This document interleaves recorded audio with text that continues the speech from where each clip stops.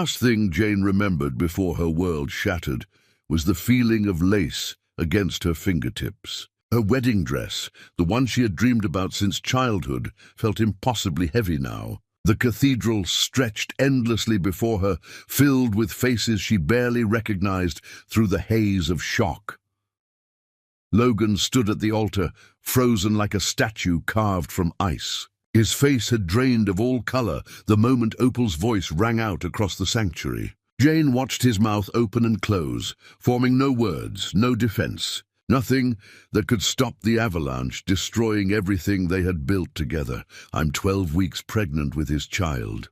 Opal's voice echoed off the vaulted ceiling, each word a knife finding its mark in Jane's chest. Her stepsister stood in the aisle, wearing a cream dress that suddenly seemed chosen with cruel precision. Her hand rested on her stomach in a gesture that looked rehearsed, perfect, devastating. "I'm so sorry, Jane. I never meant for this to happen. But you deserve to know the truth before you marry him." The guests erupted into chaos. Whispers became shouts. Someone's aunt started crying. Jane felt her legs begin to shake, felt the bouquet of white roses slip from her fingers and scatter across the floor. The petals looked like scattered pieces of her heart.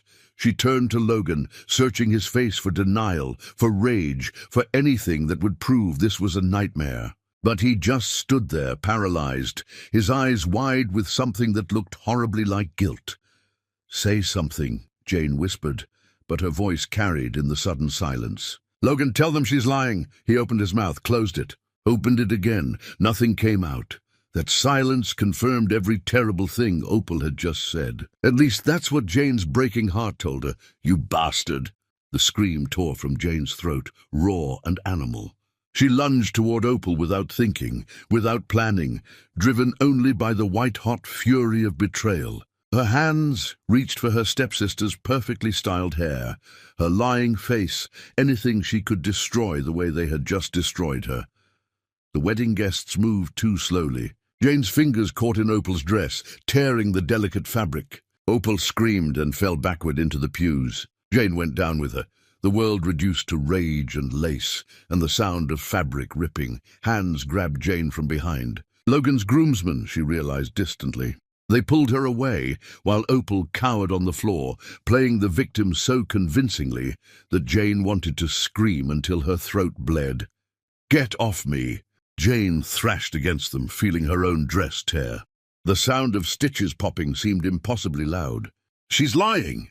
She has to be lying!" But even as she screamed it, doubt crept in like poison. Logan still hadn't spoken. He stood at the altar, looking like a man, watching his own execution, and his silence was the rope around all their necks. Thea appeared from somewhere in the chaos, rushing to Opal's side with maternal concern that looked so genuine it made Jane sick. Her stepmother helped Opal to her feet, checking her for injuries with theatrical worry. "Jane, darling, you need to calm down," Thea said, her voice dripping with false sympathy. "This is terrible, I know, but violence isn't the answer." "Don't you dare!" Jane snarled. "Don't you dare act like you care about me. Where were you when she was sleeping with my fiancé?" "I didn't know," Thea said softly. "Oh, sweetheart, if I had known, I would have told you immediately. But Opal just told me this morning. She was so frightened, so ashamed. She wanted to keep it secret, but I convinced her you deserved to know the truth." The way she said it, so reasonable and kind, made Jane feel like she was losing her mind. Everything about this felt wrong, staged, impossible. But Logan's silence kept hammering home the same message. It was true. All of it was true. Jane looked down at her dress. The skirt had torn completely on one side, exposing her leg in a way that felt obscene in this sacred space. Her hair had fallen from its careful updo. She could feel mascara running down her face in black rivers. She looked like exactly what they wanted her to look like, a hysterical, violent woman who couldn't control herself. "I need to leave," Jane heard herself say. Her voice sounded strange, disconnected. "I need to get out of here."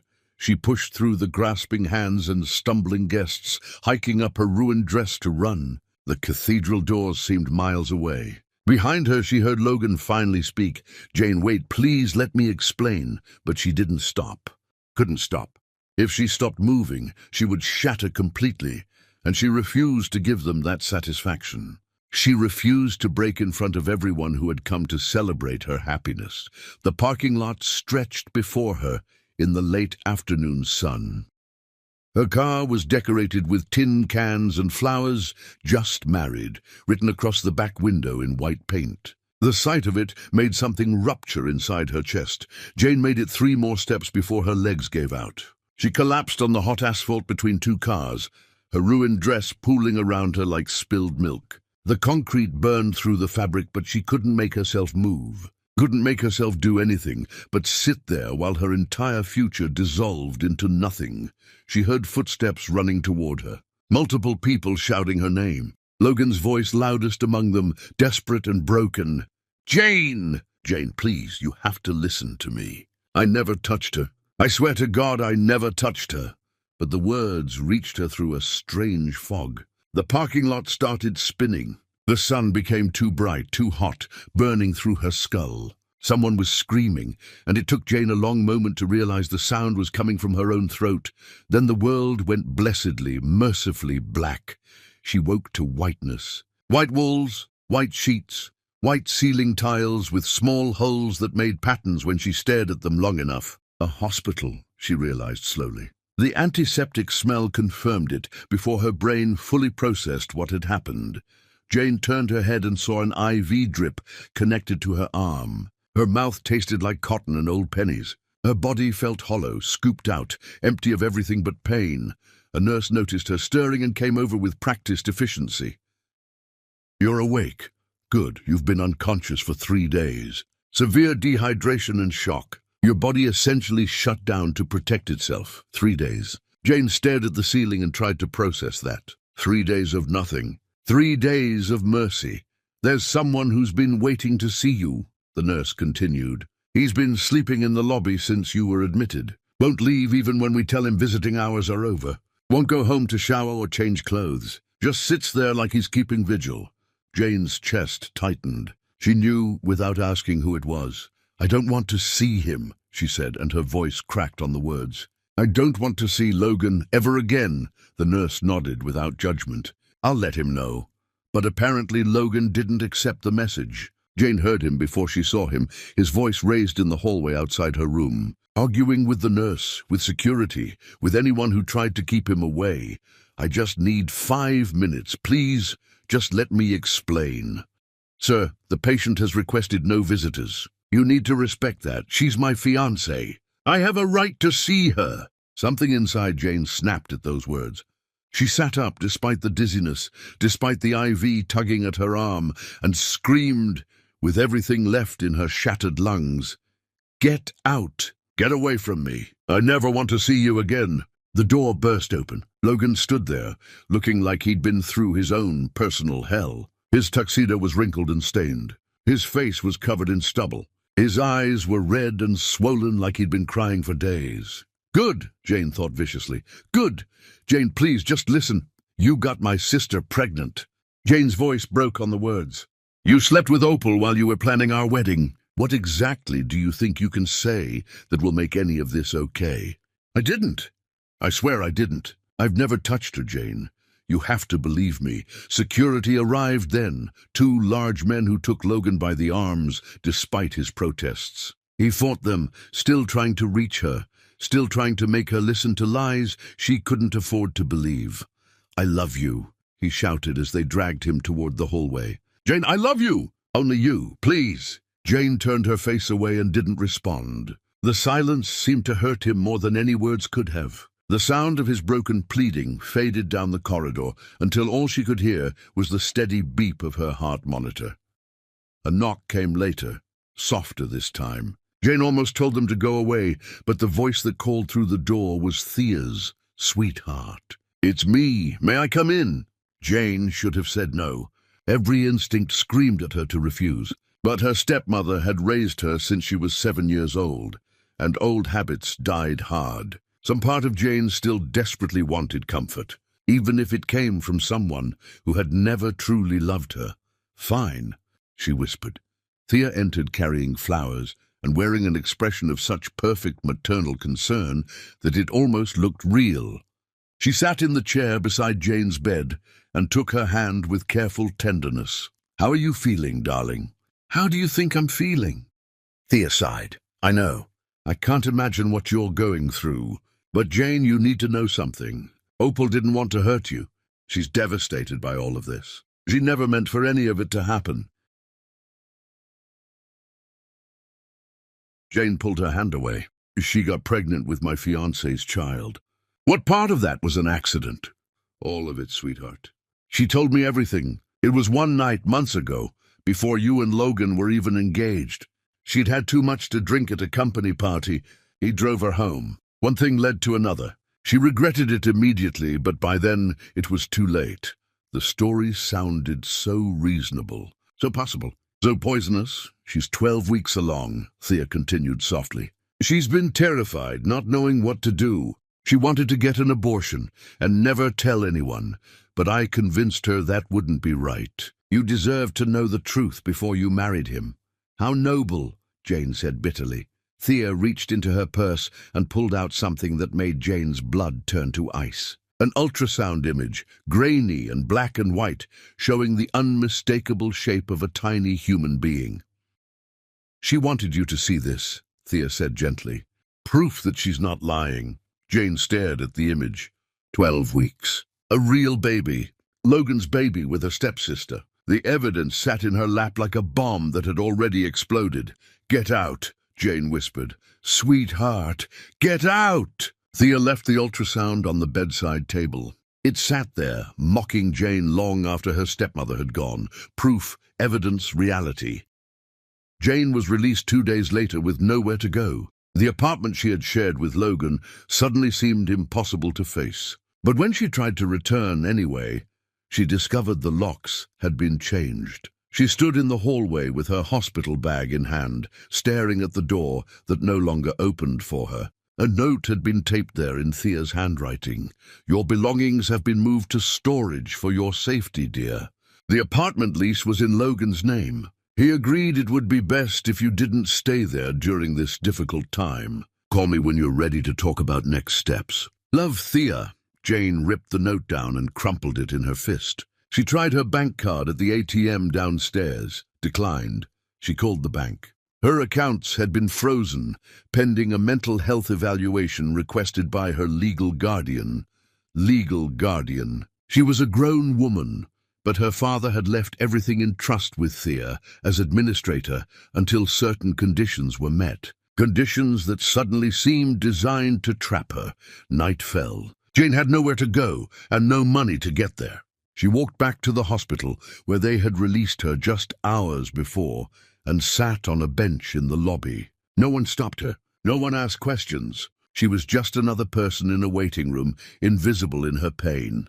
She must have fallen asleep sitting up because she woke to someone's hand on her shoulder. Her eyes opened to find Logan kneeling in front of her, his face twisted with anguish. "What are you doing here?" he asked softly. "Why aren't you at home?" "I don't have a home anymore," Jane said. Her voice sounded dead even to her own ears. Thea changed the locks, froze my accounts. "I have nothing." Logan's face darkened with fury. "That's illegal." "She can't." "She can," Jane interrupted. "My father made her trustee. She has control of everything until I meet the conditions of his will." "Then let me help you," Logan pleaded. "Let me get you a hotel room, give you money. Anything." "No. Jane, you can't sleep on a hospital bench. I'd rather sleep here than accept anything from you." Logan flinched like she'd hit him. "I didn't do what she said." "Jane, I swear on everything. I never touched Opal.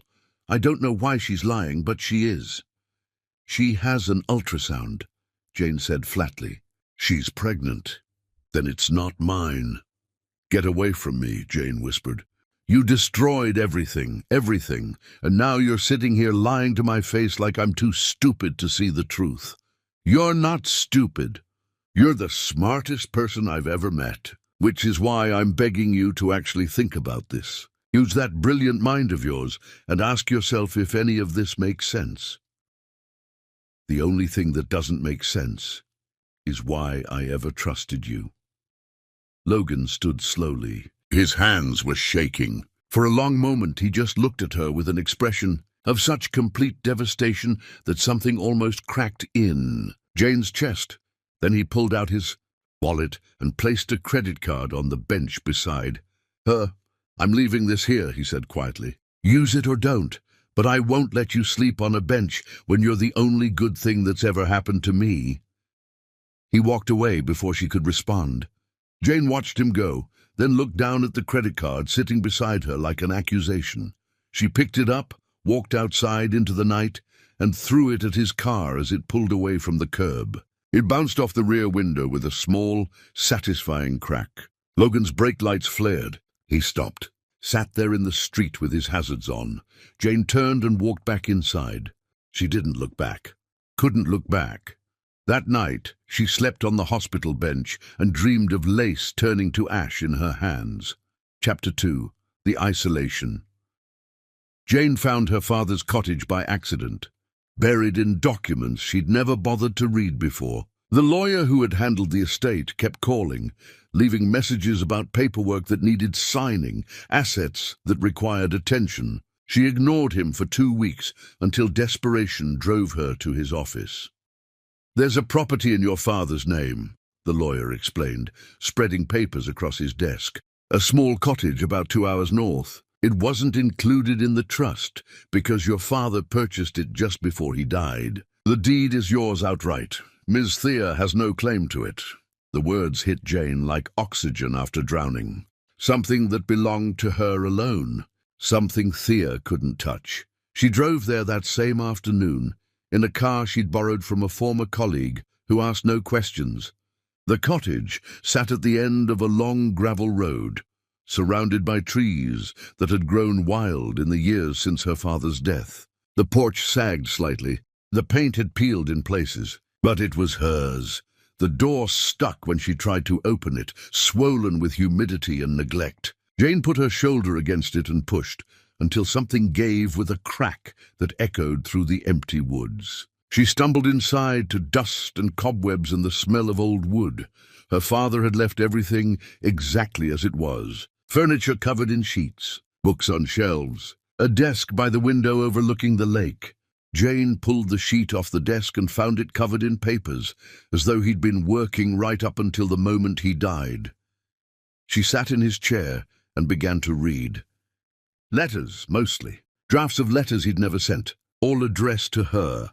"My dearest Jane, I need you to understand something about Thea. She isn't who she pretends to be. I've seen the way she manipulates situations, the way she turns every conversation to her advantage. I don't have proof of anything criminal, but I have this terrible feeling that she's slowly poisoning everything good in our lives. Please be careful around her. Don't trust her with anything important. And whatever you do, protect your inheritance. I've structured it in a trust to keep her from accessing it directly, but she'll find ways. She always finds ways." Jane read the letter 3 times, her hands trembling. Her father had known. Years before he died, he had seen through Thea's perfect maternal facade and tried to warn her. She found more letters, all saying similar things. Observations about Thea's patterns. The way she isolated Jane from friends. The way she created dependencies. The way she used money as control. Her father had documented it all, but never found the courage to confront it directly. "I'm a coward," one letter read. "I should leave her. I should protect you properly. But I'm sick now, and I'm afraid of what she might do if I try to change things. I'm afraid she'll find a way to keep you from me in my final days. So I'm leaving you these letters instead. I hope you never need them. I hope I'm wrong about everything. But if I'm right, then please, Jane, run. Take whatever you can and run as far from her as possible." Jane sat in the growing darkness, surrounded by her father's warnings, and finally understood the trap she'd been living in her entire adult life. Thea hadn't just married her father. She'd staged a careful, patient takeover of everything he owned. Everything Jane should have inherited, using love and trust as weapons. And Opal was following the same playbook. The pregnancy wasn't an accident. The wedding interruption wasn't spontaneous. Everything had been planned, staged, designed to destroy Jane completely, while making it look like terrible tragedy rather than calculated malice. But knowing it and proving it were different things. Jane spent that first week alone in the cottage, refusing to answer her phone, refusing to let anyone know where she was. She survived on canned food from the pantry and water from the well. She read her father's letters until she had them memorized. She tried to make sense of how her life had become this nightmare. On the 8th day, she heard a truck coming up the gravel road. Jane looked out the window and felt her stomach drop. Logan's truck, the same one she'd thrown his credit card at weeks ago. He got out slowly, carrying what looked like groceries. He didn't approach the house. Instead, he walked to the porch, set the bags down carefully, and went back to his truck for tools. Jane watched from behind the curtains as he spent the next 3 hours fixing the sagging porch steps. He worked methodically, precisely, never once looking at the windows where she was hiding. When he finished, he loaded his tools back into the truck, got in, and drove away without knocking. The groceries sat on the porch like a question she didn't know how to answer. He came back the next day, and the next, and the next, each time bringing something different: groceries, firewood, repair supplies. He fixed the roof leak. He replaced the broken window in the kitchen. He cleared the overgrown path to the lake. He never knocked, never tried to force a conversation, just did the work and left. 3 weeks passed like this. Jane watched him from her hiding places inside, her emotions tangled into knots she couldn't undo. Part of her wanted to run outside and demand explanations. Part of her wanted to scream at him to leave her alone. Part of her just wanted him to hold her while she fell apart. On day 22, she opened the door while he was replacing rotted boards on the steps. He looked up, startled, his hammer frozen mid-swing. "Why do you keep coming here?" Jane asked. Her voice sounded rough from disuse. Logan set the hammer down carefully. "Because I need you to know I didn't do what she said. She has an ultrasound." "I've never touched Opal," he said again, his voice steady. "Not once, not ever. I don't know whose baby that is, but it isn't mine. Men always say that." "Then come to her next doctor's appointment with me," Logan said. "I'll demand a paternity test right there in front of everyone. Let's see if she agrees to it." Jane's breath caught. "She won't let you near her doctors. Pregnancy is delicate. Stress is dangerous." "Or she's lying," Logan countered. "And she won't risk exposure." "That's a convenient excuse for why we can't prove anything." So is claiming pregnancy. Stress whenever someone asks for proof. They stared at each other across the broken porch. Jane could see the dark circles under his eyes, the weight he'd lost, the exhaustion written into every line of his face. He looked like he'd been through his own private war. Good, that vicious part of her thought again. He should suffer too. But another part of her, the part that had loved him enough to almost marry him, whispered that maybe he was telling the truth. Maybe Opal really was lying. Maybe everything really was as impossible as it seemed. "Leave," Jane said, but her voice lacked conviction. "Don't come back." Logan picked up his hammer and went back to work on the steps. "No? Excuse me?" I said no. He drove a nail with 3 precise strikes. "I'm not leaving. I'm not giving up. I'm not letting you face this alone. You don't get to make that choice. And you don't get to push away everyone who cares about you just because you're scared." The words hit like a slap. Jane stepped back, her hand on the doorframe for support. "I'm not scared. I'm protecting myself." "You're hiding," Logan said, not looking up from his work. "There's a difference."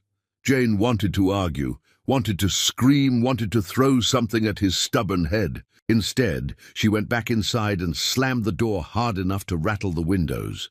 That night, she looked out to see his truck parked at the edge of her property. He was sleeping in it, she realized. Actually sleeping in his truck rather than leaving her alone out here.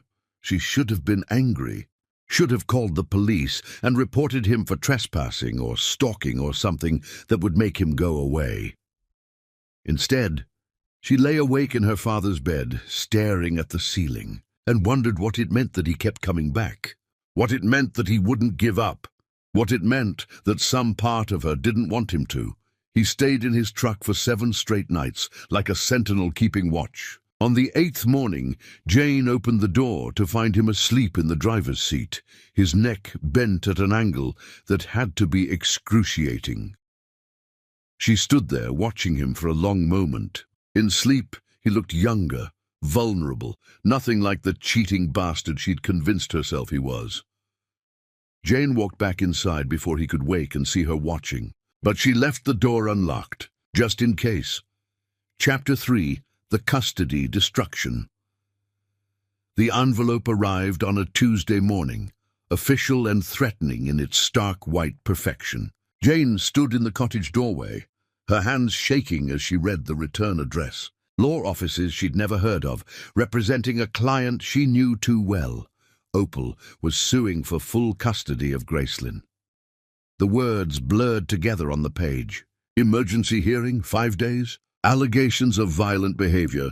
Concern for the child's safety. Witness testimony regarding mental instability. Jane's legs gave out. She sat hard on the porch steps Logan had repaired, the legal papers scattering around her like fallen leaves. This couldn't be happening. Opal had barely acknowledged Gracelyn's existence for years, treating the child like an inconvenient accessory to her carefully curated life. But now she wanted custody. Now, when she needed another weapon to destroy Jane completely, Logan's truck appeared at the end of the driveway right on schedule. He'd been coming every morning for weeks now, their silent routine as predictable as sunrise. But today, Jane didn't retreat inside. She stayed frozen on the steps, the summons crumpled in her fist. He was out of the truck before the engine stopped, running to her with alarm written across his face. "What happened?" "Jane, what is it?" She handed him the papers without speaking, watched his face darken as he read, his jaw clenching tighter with every line. "This is insane," he said finally. "She can't take Gracelyn from you. You've raised that child since she was born." "She can do whatever she wants," Jane whispered. "She has money, lawyers, Thea backing her up." "What do I have?" "Me," Logan said immediately. "You have me. My legal team, my resources, everything." Jane looked up at him, this man who kept showing up despite everything. "I can't accept your help." "Why not?" "Because then I'll owe you. I'll be dependent on you, and I can't survive that again." Logan knelt in front of her, his eyes fierce. "You don't owe me anything. Not now, not ever. But that little girl deserves better than this, and you know it. I'll use a public defender." "Jane, no." She stood abruptly, moving away from his proximity. "I won't let you save me. I have to do this myself." The hearing was scheduled for the following Monday. Jane spent 5 days trying to prepare, reading legal websites until her eyes burned, practicing what she'd say to the judge. She borrowed a suit from a thrift store and ironed it carefully. She organized every document proving her care for Gracelyn over the years. It wouldn't be enough. She knew it wouldn't be enough, but she had to try. The courthouse loomed like a cathedral of judgment. Jane arrived alone, clutching her folder of documents, feeling impossibly small in the marble lobby. Her public defender met her outside the courtroom, a tired woman named Sarah, who looked like she'd rather be anywhere else. "I reviewed the file," Sarah said without preamble. "I'll be honest with you, this isn't going to go well. The other side has serious resources. Can we win?" Jane asked. "Anything's possible." It wasn't reassuring. They entered the courtroom together. Opal sat at the opposite table, flanked by 3 lawyers in expensive suits. Thea sat behind them, dressed in mourning black like she was attending a funeral. When she saw Jane, she smiled. Small, private, victorious. The judge entered. Everyone stood. The proceedings began with clinical efficiency that made Jane feel like a specimen being dissected rather than a human fighting for her family. Opal's lead attorney was a man named Rutherford, silver-haired and smooth-voiced. He stood and began his opening statement with the confidence of someone who'd already won. "Your Honor, this case is about protecting a vulnerable child from an unstable guardian. Miss Jane Thompson attacked my client at what should have been a joyous occasion. She displayed violent, erratic behavior in front of hundreds of witnesses. Since then, she has isolated herself, refusing mental health treatment, living in conditions unsuitable for a child." Jane's public defender objected weakly. The judge overruled. Rutherford continued, painting Jane as a dangerous, unhinged woman spiraling into madness. When he finished, Opal took the stand. She wore a maternity dress, her fake pregnancy on full display. Her hand rested on her stomach as she was sworn in, the gesture protective and theatrical. Jane wanted to be sick. Can you describe what happened at the wedding? Rutherford asked gently. Opal's voice trembled perfectly. I had to tell Jane the truth about my pregnancy. I knew it would hurt her, but she deserved to know before she married him. I thought she'd be upset, but I never imagined she'd attack me like that. Can you describe the attack? She lunged at me, screaming. Her hands went for my throat. I fell backward, trying to get away. She followed me down, tearing at my dress, my hair. I thought she was going to kill me. I thought she was going to kill my baby. Lies. Every word was a lie. But Rutherford played a video on the courtroom screen. Your footage from someone's phone showing Jane lunging forward, grabbing Opal, both women going down in a tangle of fabric and fury. Without audio, without context, it looked exactly like Opal described. A violent assault on a pregnant woman. Jane's defender stood to cross-examine. Ms. Opal, had you been intimate with Logan before that day? Yes, Opal said, her voice small and ashamed. I'm not proud of it. And you're certain he's the father of your child? Absolutely certain.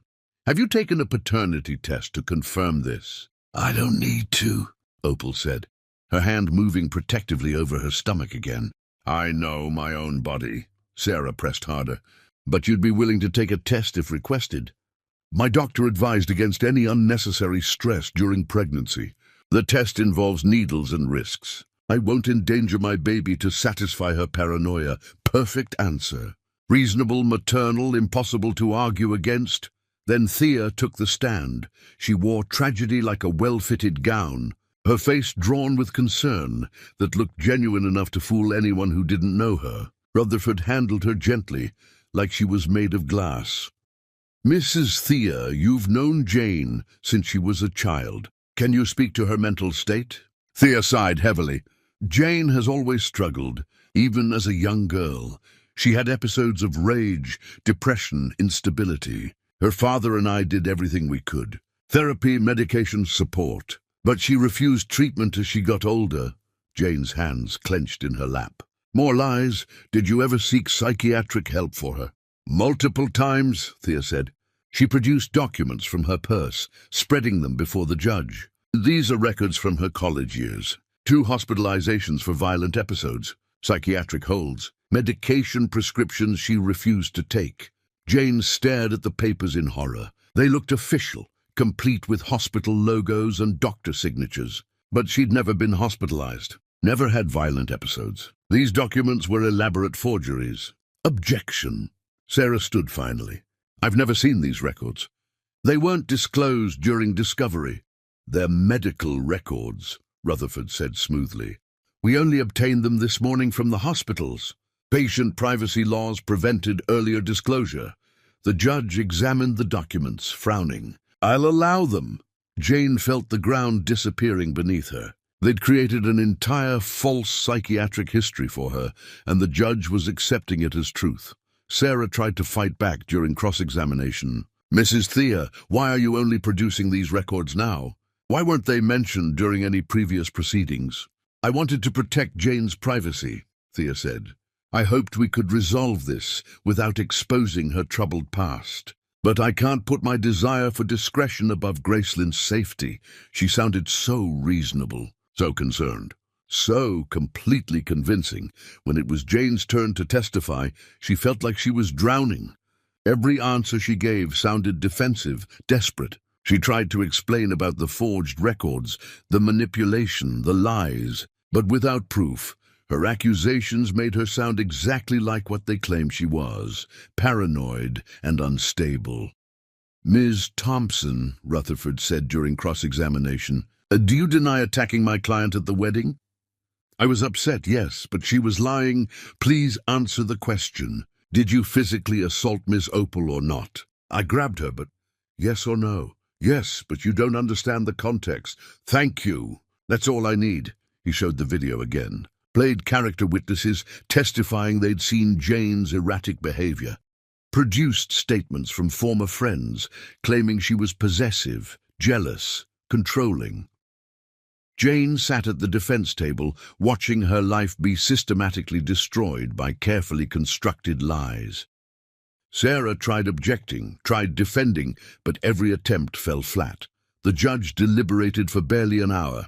When he returned, his face was grave. I've reviewed all testimony and evidence presented today. This is not an easy decision, but the safety of the child must be paramount.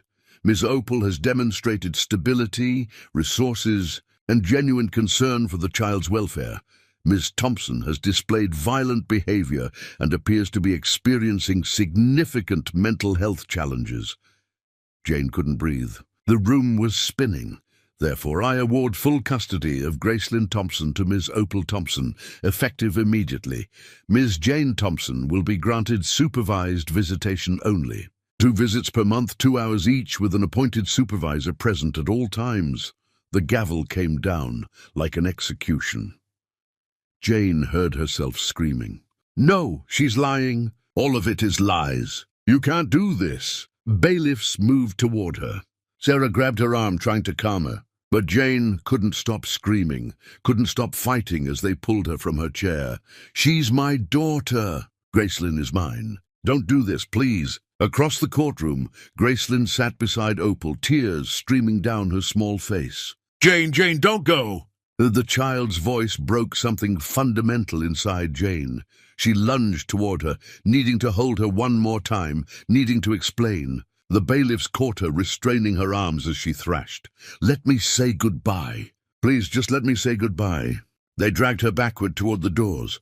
Gracelyn was sobbing openly now, reaching for her. Opal held the child back with false gentleness, whispering things Jane couldn't hear.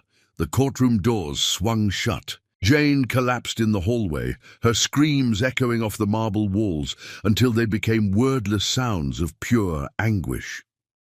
When she finally fell silent, she looked up to find Logan sitting against the wall opposite her. He'd been there the entire time, she realized, watching from the back row, witnessing her complete destruction. I told you not to come, she whispered. I know. They sat in the empty courthouse hallway as afternoon light faded through the high windows. Neither of them spoke. There was nothing left to say that wouldn't sound like more breaking. Finally, as darkness fell, Logan stood and offered his hand. Let me help you appeal this. Jane looked at his outstretched hand for a long time. Pride said refuse. Survival said accept. Why? She asked. Why do you keep offering to help me when all I've done is push you away? Logan's expression was raw with emotion. Because watching you suffer for something I didn't do is killing me. Because that little girl doesn't deserve this. Because even if you never forgive me, even if you hate me forever, I can't walk away while you're fighting alone. I do hate you, Jane said. I know. But I need help. I know that too. She took his hand. Let him pull her to her feet. Her body felt like lead. We appeal, she said. For Gracelyn, not for us. Understood.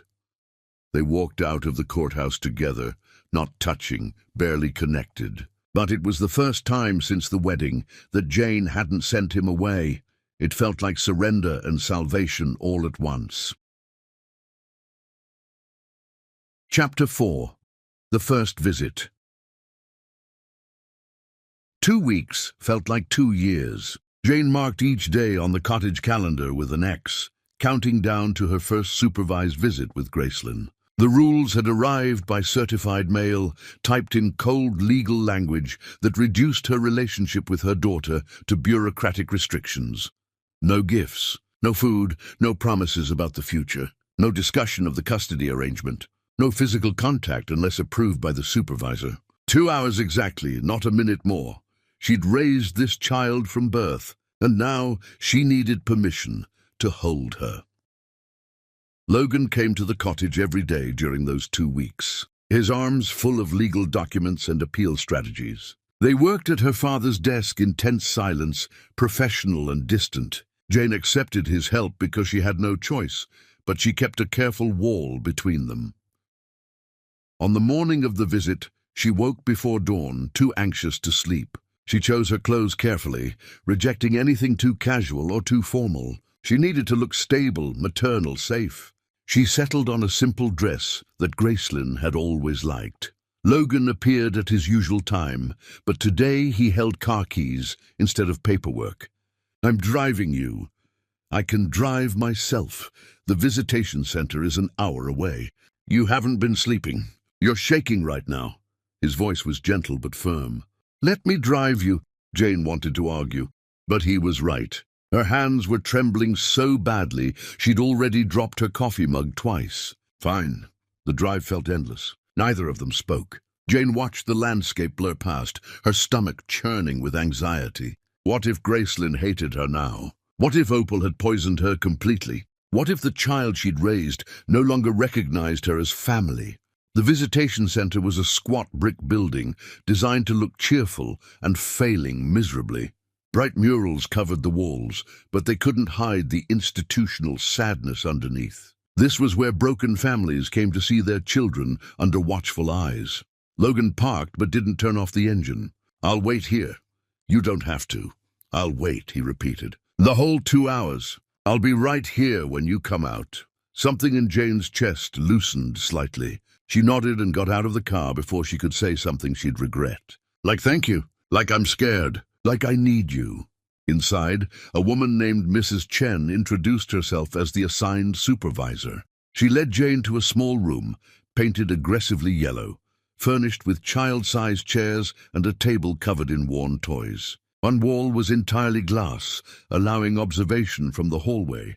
"The child will be brought in shortly," Mrs. Chen said. "Remember the rules. No discussion of the custody case. No negative talk about the mother. Keep everything positive and age-appropriate." Jane sat in one of the tiny chairs, her knees nearly to her chest, and waited. Every second felt like an hour. Finally, the door opened. Opal entered first, holding Gracelyn's hand. The child looked smaller than Jane remembered, dressed in a frilly pink dress she'd never worn before. Her hair was styled elaborately, with ribbons and clips that Gracelyn hated. Jane's heart seized. "Sweetheart." Gracelyn didn't look up. She stared at the floor, her free hand twisted in Opal's skirt. Opal knelt beside the child with theatrical gentleness. "Remember what we talked about, honey. You're safe here. The nice lady will watch to make sure nothing bad happens." Jane's jaw clenched, making it sound like Gracelyn needed protection from her own mother. Opal kissed Gracelyn's forehead and left. The child stood frozen in the middle of the room, still not looking at Jane. "Gracelyn, baby, I've missed you so much." Jane kept her voice steady despite the tears threatening. "Come sit with me." The child didn't move. Jane tried again, softer. "Do you want to color? I see crayons over there. We could draw together like we used to." Nothing. Gracelyn might as well have been a statue. 20 minutes passed this way. Jane talking softly, trying every approach she could think of. Gracelyn remaining silent and distant, as though separated by more than just a few feet of yellow floor. Finally, Jane couldn't take it anymore. "Gracelyn, sweetheart, please. Please talk to me. I love you. Nothing has changed." The child's voice came out barely above a whisper. "Mama said you don't want me anymore." Jane's heart shattered into 1,000 pieces. "What, baby? No. That's not true. That's not true at all. She said you're going to have a new baby with him. She said you'll forget about me." The room tilted. Jane grabbed the edge of the table for support. "I'm not having a baby. Gracelyn, look at me. Please look at me." The child finally raised her eyes, and Jane saw fear there. Fear of her. Of someone who had been her entire world. "I don't have a new baby," Jane said carefully. "And even if I did, I could never forget you. You're my heart. You're everything. Do you understand?" Gracelyn's lower lip trembled. "Mama said you hurt her, that you tried to hurt her baby." "That's not what happened." Jane stopped herself. She couldn't violate the rules, couldn't say negative things about Opal, couldn't defend herself without breaking the conditions of her visitation. "I would never hurt anyone, especially not someone you love." "But Mama said—" "I know what she said." Jane's voice cracked. But I need you to remember who I am. Remember all the nights I stayed with you when you were sick. Remember how I taught you to read. Remember the songs we sang together. Does that sound like someone who would hurt people?" Graceland's face crumpled. "I don't know anymore. Mama says lots of things, and Grandma Thea says lots of things, and they're different from what you say, and I don't know what's real." The child started crying in earnest, her small body shaking with confusion and fear. Jane moved instinctively to comfort her, but Mrs. Chen stepped forward. "Physical contact needs to be approved," she said. Not unkindly, but firmly. "She's crying! She's my daughter and she's crying!" "I understand, but those are the rules." Jane wanted to scream. Instead, she knelt on the floor at Graceland's level, not touching, just close. "It's okay to be confused. It's okay to not know what to believe. But can you believe this one thing? I love you. I will always love you. And I will never, ever stop fighting to be with you." Graceland hiccuped through her tears. "Promise?" "I promise. Cross your heart."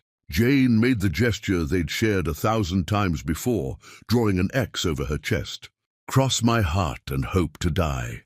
Graceland made the same gesture, her small hand shaking. It was the first real connection they'd had since entering this terrible room. Mrs. Chen checked her watch. "I'm afraid we need to end the visit. The child is becoming too distressed." "No!" Jane stood abruptly. "We still have 40 minutes. The child's welfare comes first. This visit is over. Please, just a few more minutes. She's finally talking to me." The door opened. Opal appeared with perfect timing, as though she'd been watching from the hallway. She hurried to Graceland, gathering the crying child into her arms. "Oh, sweetheart, it's okay. Mama's here. You're safe now." Jane watched, helpless, as Opal carried Graceland toward the door. The child looked back over her mother's shoulder, her face blotchy with tears. "Jane," she called. "I'm here, baby. Will you come back?" "Yes, 2 weeks. I'll be here. Promise?" "Promise." Then they were gone. The door closed with a soft click that sounded like a prison cell locking. Jane stood alone in the aggressively yellow room, staring at the space where her daughter had been. Mrs. Chen touched her arm gently. "You can go now." Jane walked out in a daze, found her way to the parking lot, saw Logan's truck still there waiting as promised. He got out when he saw her, his face lined with concern. Jane made it 3 steps toward him before her legs gave out. She collapsed on the asphalt, unable to hold herself up anymore.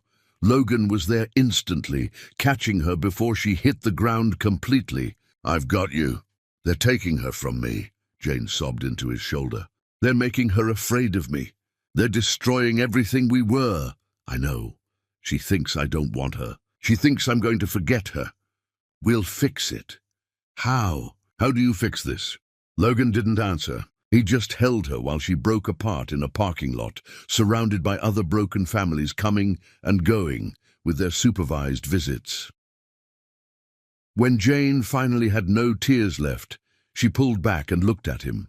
Really looked at him. He had tears on his own face, she realized, crying silently while she sobbed. "Why are you crying?" she asked. "Because you're in pain. Because I can't fix it. Because this is all so monumentally unfair." He wiped his eyes roughly. "Because I'd give anything to take this away from you." Jane stared at him. At this man who kept showing up, kept helping, kept caring despite everything. "I've been so awful to you. You've been protecting yourself. What if you're telling the truth?" The words came out small and broken. "What if you never touched her? What if I've been hating you for something you didn't do?" Logan cupped her face gently. "Then we'll prove it together. But Jane, even if you never believe me, even if you hate me until the day I die, I'm not walking away from this fight. That little girl deserves better. And so do you." Jane leaned into his touch, too exhausted to maintain her walls anymore. "Take me home." "Okay." They drove back to the cottage in silence, but this time Jane's hand rested on the seat between them. Not quite touching his, but close enough to feel the warmth. It wasn't forgiveness. It wasn't trust. But it was the first crack in the armor she'd built around her heart, and right now, that was more than she'd thought possible. Chapter 5. The Sickness. Jane woke to her stomach heaving. barely making it to the bathroom before she was sick. It had been 5 days of this, each morning worse than the last. She told herself it was stress, grief, the weight of everything crushing her from the inside out. But her body knew better. Logan found her on the bathroom floor that afternoon, too weak to get up, too dizzy to stand. She'd passed out at some point, lost time she couldn't account for. His face swam into view above her, pale with fear. "How long have you been like this?" His voice seemed to come from very far away. "Few days. It's just stress. Jane, you're burning up. I'm taking you to the hospital." "No." She tried to sit up and immediately regretted it. The room spun violently. "I don't need a hospital. You're dehydrated and feverish, and you just passed out." "Yes, you do." He picked her up despite her weak protests, carrying her to his truck like she weighed nothing. Jane was too exhausted to fight. She leaned against the window and let darkness take her again. The hospital was a blur of bright lights and concerned faces. They hooked her up to IVs, took blood, asked questions she couldn't quite focus on. Logan stayed beside her the entire time, holding her hand, answering questions when she couldn't. The doctor was a kind woman with grey hair and gentle eyes. She came back after what felt like hours, carrying results that made her smile softly. "Well, Miss Thompson, I have an explanation for your symptoms." Jane braced herself for bad news: cancer, organ failure, something that would make this nightmare complete. "You're pregnant. About 11 weeks along." The world stopped. Jane stared at the doctor, unable to process the words. Pregnant. 11 weeks. That meant the night before the wedding, she whispered. The doctor nodded. "Based on your dates, yes. Congratulations." Logan's hand tightened around hers. Jane looked at him, saw joy flash across his face before concern replaced it. He knew what she was thinking, knew what this meant all this time. All these months of believing he'd gotten Opal pregnant, she'd been carrying his child herself. The doctor left them alone. Silence filled the room like water, rising until Jane thought she might drown in it. Finally, she found her voice. "This happened the night before our wedding. I know. I've been pregnant this whole time. While she was lying about being pregnant with your baby, I was actually carrying your baby. Yes." "How did we not know?" Jane's voice rose. "How did I not know?" "You were in shock. Your body shut down. You stopped eating, stopped taking care of yourself." Logan's voice was thick with emotion. "You were surviving, not living." Jane looked down at her stomach. 11 weeks. Almost 3 months. A baby growing inside her while her world fell apart. Logan's baby. Proof that they'd loved each other once. That they'd been real before everything turned to lies. "I can't do this," she said suddenly. "I can't raise a baby like this. You're not alone." "Yes, I am." The words came out harsh. "You're a lie. This is a lie. Everything is lies." Logan moved from the chair to kneel beside her hospital bed. "Jane, look at me." "Look at me." She did, against her better judgment. "I have never touched your sister. I have never wanted your sister. There is only you. There has only ever been you." His voice shook with intensity. "I don't know how to make you believe me, but I will spend every day for the rest of my life trying." "Then prove it," Jane said. Tears were running down her face now. "Prove she's lying. How?" "Get her to take a paternity test. If you've never touched her, there's no baby to test. Or there is a baby and it's not yours. She'll refuse. Then we'll know the truth, won't we? If she refuses, she's lying. If she agrees, we'll have proof one way or another." Logan stood slowly. "You want me to force her to take a paternity test?" "I want you to prove you're telling the truth," Jane said. "I need you to prove it.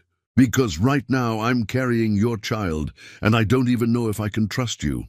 Do you understand how that feels?" His face showed that he did, that it was destroying him the same way it was destroying her. "Okay," he said finally. "I'll make her take the test. You promise?" "I promise." He kissed her forehead gently. "Rest now. You need to take care of yourself. You're not just fighting for Gracelyn anymore." Jane's hand moved unconsciously to her stomach. "A baby. New life in the middle of all this death and destruction. It felt impossible, cruel, like the universe was playing the worst joke imaginable, but it was also real, the most real thing in her life right now. Logan left after the doctors insisted she stay overnight for observation. Jane lay in the hospital bed, staring at the ceiling, trying to process everything. She was pregnant with Logan's child. Opal claimed to be pregnant with Logan's child. One of them was lying. Everything hinged on proving which one.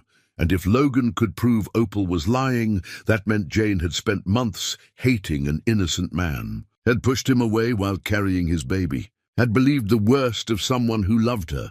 But if he couldn't prove it, that meant he'd betrayed her and was now manipulating her vulnerability. Either way, someone's life was built on lies. Jane fell asleep with her hand on her stomach, protecting this tiny life that had somehow survived her darkest moments. This baby that proved love had existed once, even if she couldn't remember what that felt like anymore. When she woke, Logan was back. He sat in the chair by her bed, watching her with an expression that made her chest ache. "I thought you left," she said. "I did. Came back." He held up a bag. "Brought you real food. Hospital food is terrible." "You didn't have to. I wanted to." They ate in comfortable silence, something they hadn't shared since before the wedding. Jane found herself studying him, looking for signs of deception, of guilt, of anything that would tell her what was true. But all she saw was a man who looked exhausted and heartbroken and determined. "I'm going to Opal tomorrow," Logan said finally. "I'm going to demand the paternity test. What if she refuses?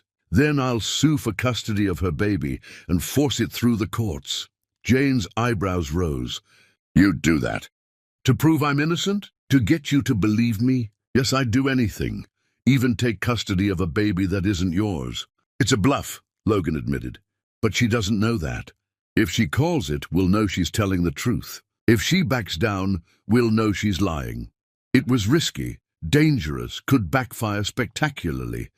But it was also the first proactive plan anyone had offered. The first real attempt to fight back instead of just surviving. "Okay," Jane said. "Do it." Logan stood to leave, but Jane caught his hand. He looked back at her, surprised. "Thank you," she said quietly, "for not giving up, for fighting when I couldn't." "You've been fighting this whole time," Logan said. "You just didn't have anyone fighting beside you." After he left, Jane lay awake thinking about everything that had been said and unsaid. About the baby growing inside her. About Graceland living with Opal. About Logan's face when the doctor said she was pregnant. He'd looked happy. For just a moment, before concern and worry took over, he'd looked purely, genuinely happy. Guilty men didn't look like that. Did they? Jane didn't know anymore. Didn't trust her own judgment. But for the first time in months, she felt something besides despair. She felt the tiniest flicker of hope, and terrifying as it was, she held onto it like a lifeline in the dark. Chapter 6: The Confrontation. Logan went to Opal's penthouse the next morning, armed with legal documents and cold fury. The building was one of those glass towers that screamed wealth, the kind of place Jane should have been able to afford with her inheritance. Instead, Thea and Opal lived here while Jane scraped by in a cottage with broken windows. The doorman tried to stop him. Logan showed identification that made the man's eyes widen. Apparently, money talked even here. He was waved through to the elevator with nervous apologies. Opal answered the door, wearing silk loungewear, her fake pregnancy belly prominent under the expensive fabric. Her face went pale when she saw him. "Logan, what are you doing here?" "We need to talk." He pushed past her into the apartment without waiting for invitation. Now. The penthouse was obscene in its luxury. Marble floors, designer furniture, art that probably cost more than most people made in a year. All bought with money stolen from Jane. "You can't just barge in here," Opal said, but her voice shook. "I could call security." "Go ahead." "We'll have this conversation in front of them." Logan turned to face her. "I want a paternity test." Opal's hand flew to her stomach. "What? You heard me. Paternity test today. That's invasive." My doctor said stress is dangerous for the baby. Then it should be simple to prove I'm the father. Logan pulled papers from his jacket. I'm filing for custody. Full custody of the child you claim is mine. If it's my baby, I have every legal right. Opal's eyes widened with panic. You can't do that. Watch me. Take the test or I'll see you in court and force it. She backed away from him, her performance of fear almost convincing. You're being cruel. I'm carrying your child and you're threatening me. If it's my child, prove it. I don't have to prove anything. Her voice rose. I know what happened between us. Really? Logan's voice was ice. Tell me when. Tell me where. Give me one specific detail about this supposed affair. Opal opened her mouth, closed it. Her eyes darted around like she was searching for a script. It was at the company party.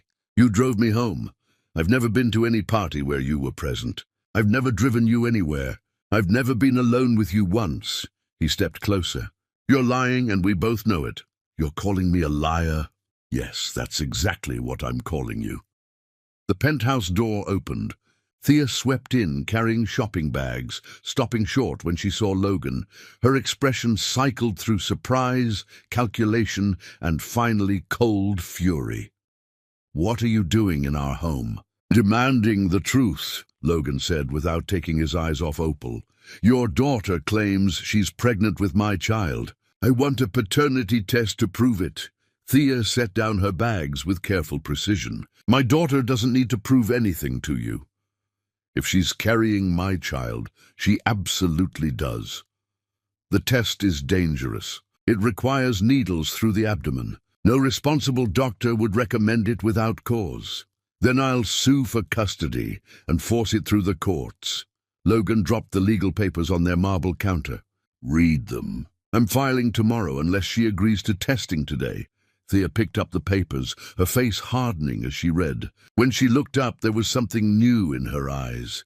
Recognition. You lied about who you were, she said slowly. The background check we ran showed middle management. But these papers, this law firm, this kind of money, her voice trailed off. You're not who you pretended to be. Neither is your daughter, Logan shot back. The difference is, I'm not claiming false paternity to destroy someone's life. Thea moved to stand beside Opal, united front against him. Get out of our home. Not until she agrees to the test. You have no right to demand anything from us. Logan pulled out his phone, tapping the screen a few times before showing it to Thea.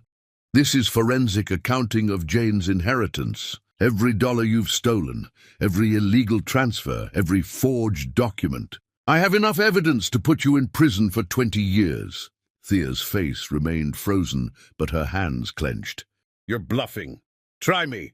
Refuse the paternity test, and I'll file criminal charges along with the custody suit. Let's see how much the judge appreciates fraud, embezzlement, and perjury. For a long moment, nobody moved. Then Thea laughed, cold and sharp. You think you're protecting her. But Jane is weak, just like her pathetic father.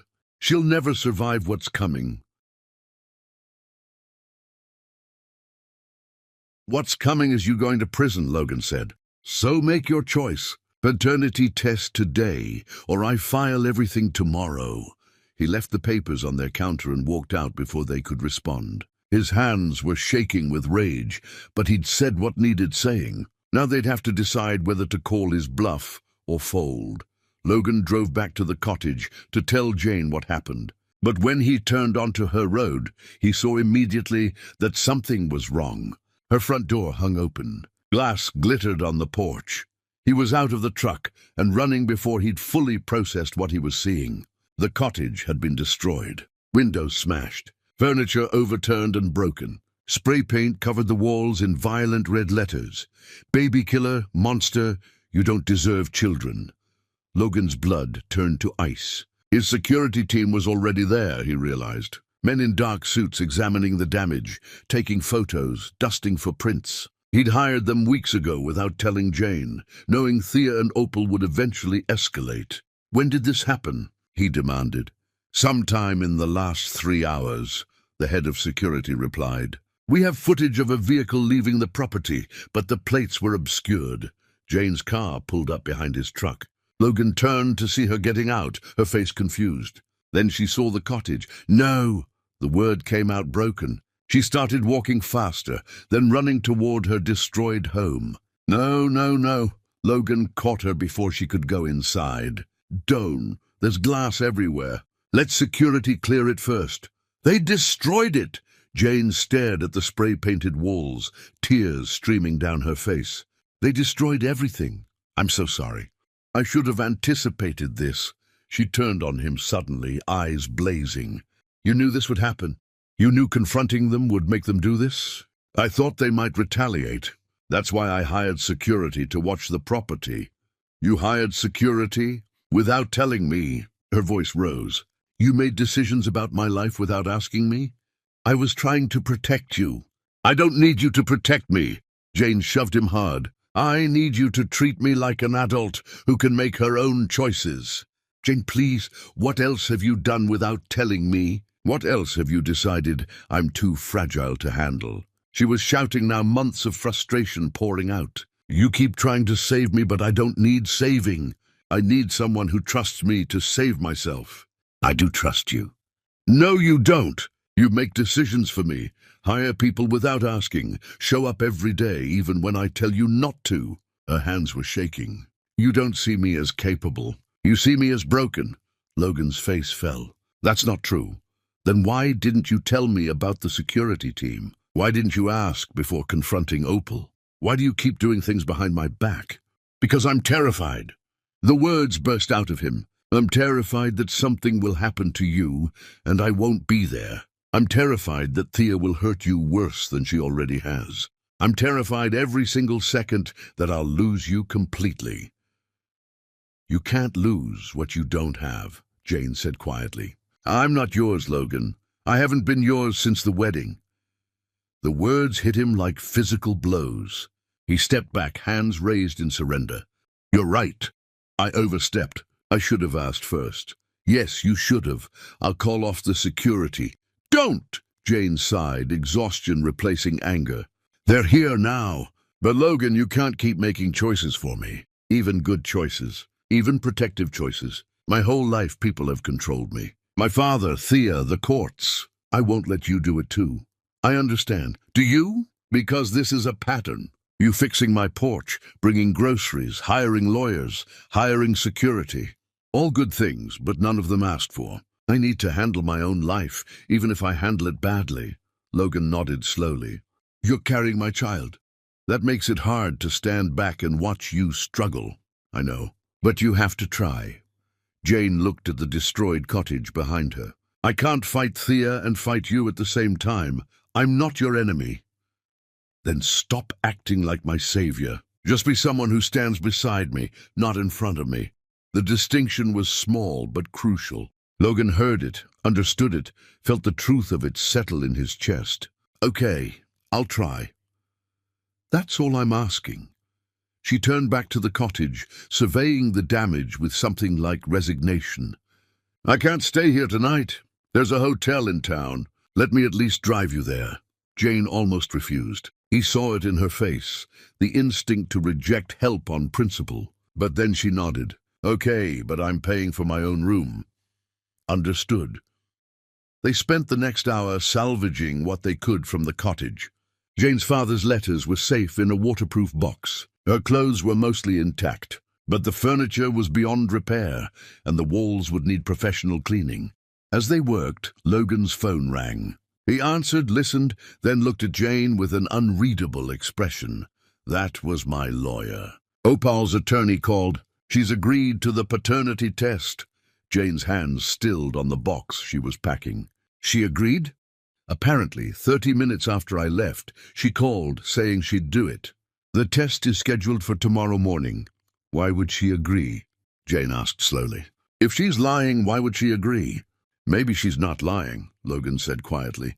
Maybe I'm wrong about everything, but something in his voice said he didn't believe that. Neither did Jane.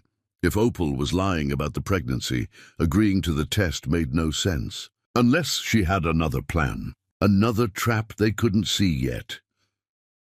Jane looked at Logan across her destroyed home. This man she still couldn't fully trust, who kept trying to save her despite her pushing him away. What happens if the test proves you're the father? Then I'll figure out how to co-parent with someone I've never touched, because that's the only explanation I have. He met her eyes. But Jane, I'm telling you the truth. I've never been with your sister. We'll know tomorrow, Jane said. One way or another, we'll know the truth. That night, in separate hotel rooms down the hall from each other, neither of them slept. Jane lay awake with one hand on her stomach, feeling the early flutter of life inside her. Logan sat by his window, staring at nothing, preparing for whatever came next. Tomorrow would bring answers. Tomorrow would prove someone was lying. Tomorrow would change everything again. Chapter 7. The Revelation. The paternity test was scheduled for 9 in the morning at a private medical facility. Logan arrived early, pacing the parking lot, while his lawyers finalized paperwork inside. Jane had refused to come, saying she couldn't watch whatever happened next.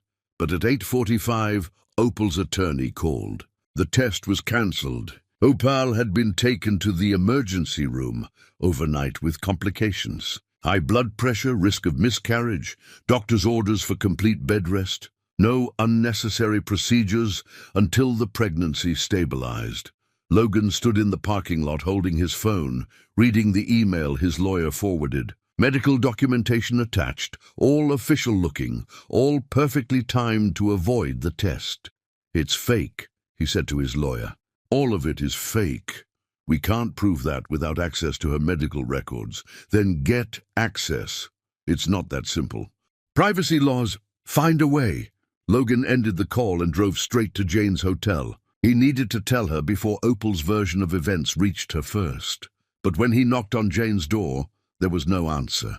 He tried calling. It went to voicemail. Panic started creeping up his spine. He convinced the front desk to do a wellness check. The room was empty.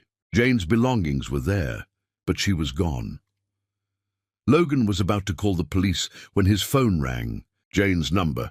"Where are you?" he demanded. "I've been looking everywhere." "I'm at the cottage." Her voice sounded strange, tight. "You need to come here now." "What's wrong?" "Just come, please." He broke every speed limit getting there. Jane's car was parked in the driveway, next to a vehicle he didn't recognize. The cottage door stood open, light spilling into the early morning darkness. Logan ran inside to find Jane sitting on the floor with Gracelyn. The child was curled in Jane's lap, crying softly. Jane's face was wet with tears, but her expression was something between rage and vindication. "What happened?" Logan asked. "How is Gracelyn here?" "She ran away," Jane said quietly. "Walked 6 miles in the middle of the night. She has something to show us." Gracelyn lifted her head from Jane's shoulder. Her eyes were red and swollen, her face blotchy with tears. In her small hand she clutched a phone. "I've been recording them," the child whispered. "For a really long time. Since before the wedding." Logan's heart stopped. "Recording who?" "Mama Opal and Grandma Thea." Gracelyn held out the phone with shaking hands. "I need you to hear what they said. Before tomorrow. Before the test." Jane took the phone carefully. "Play the first one." The recording started with Thea's voice, clear and cold, despite the phone's small speaker. The date stamp showed 3 nights before the wedding. "Tomorrow we destroy her completely." Opal's voice responded, excited and cruel. "The fake ultrasound looks perfect. The technician you paid did amazing work." "She'll believe anything. She always has. That's what makes her so easy to manipulate. Do you really think she'll believe Logan got me pregnant? She'll believe whatever we tell her, especially if we stage it right. The key is shock. Don't give her time to think. Just deliver the news and watch her implode." Laughter. Both of them laughing like this was a game.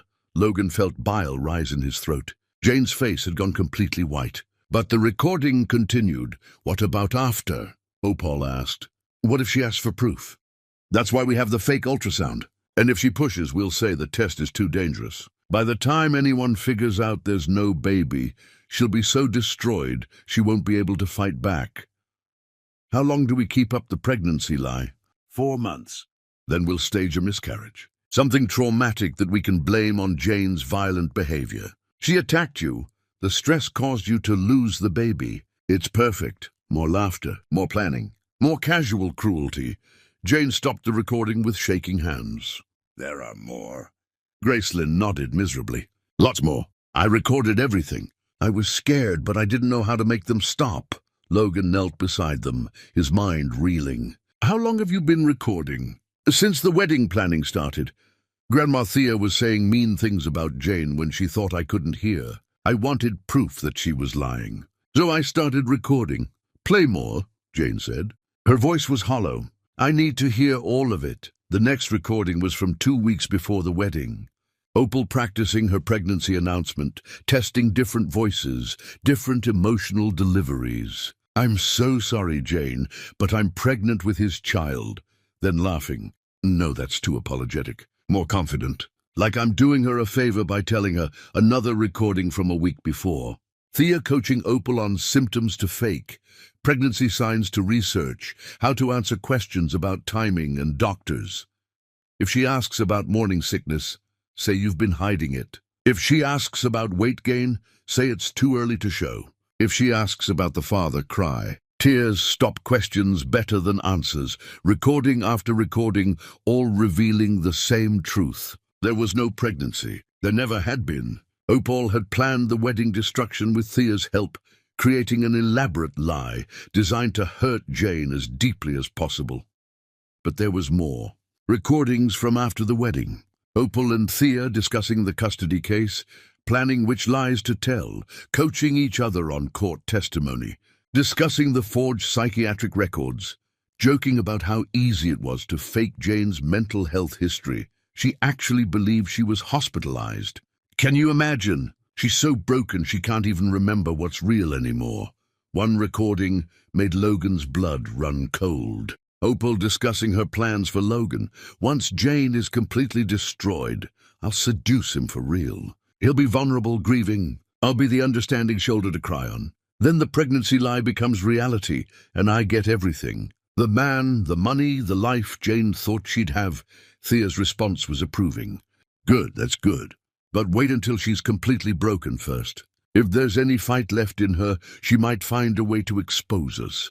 The recordings went on. 20 minutes of evidence. 20 minutes of careful, calculated cruelty. 20 minutes that proved Logan had been innocent all along. When the last one finished, silence filled the cottage like a physical presence. Logan sat back against the wall, his face in his hands. Jane stared at nothing, processing what they'd just heard. Gracelyn broke the silence with her small, scared voice. I'm sorry I didn't tell you sooner. Jane pulled the child close. Why didn't you, sweetheart? Grandma Thea said if I told, she'd make sure I never saw you again. She said she'd send me away where nobody could find me. She said I'd disappear and you'd think I didn't love you anymore. The child's voice broke. I was scared. I didn't want to disappear. You were protecting yourself, Jane said, her voice thick with tears. That's not your fault. None of this is your fault. Logan looked up finally, his eyes red. We need to call the police. Right now. No, Jane said. What? Jane, these recordings prove everything. I know what they prove. Jane stood carefully, Gracelyn still clinging to her. But we do this right. We get copies made first, put them somewhere safe. Then we call the police. I won't risk Thea destroying the only evidence we have. Logan nodded slowly. She was right. They needed to be smart about this. He spent the next hour making secure copies of every recording, uploading them to encrypted cloud storage, emailing them to his lawyers, creating physical backups. Jane held Gracelyn the entire time, whispering reassurances, promising safety. When Logan finished, he looked at Jane across the dim cottage. They'd lost 8 months to lies, 8 months of pain and separation and believing the worst of each other. 8 months of her pregnancy spent alone, because of an elaborate, vicious hoax. I'm sorry, Jane said suddenly. Logan's head snapped up. What? For not believing you. For pushing you away. For spending 8 months hating you for something you didn't do. Her voice cracked. I'm so sorry. Jane, no. You had no reason to believe me. They created perfect proof, but you kept showing up. You kept fighting for us even when I treated you like you were my enemy." Tears spilled down her cheeks. "You fixed my house and brought me food and refused to leave, and all I did was hurt you back." Logan crossed the room, kneeling in front of her. "You were protecting yourself from what you thought was betrayal. I don't blame you for that. I should have known better. I should have known you couldn't do something like that. They fooled everyone. The judge, the lawyers, all those wedding guests. This wasn't your failure. It was their crime." Gracelyn looked between them, her young face solemn. "Are you going to get married now?"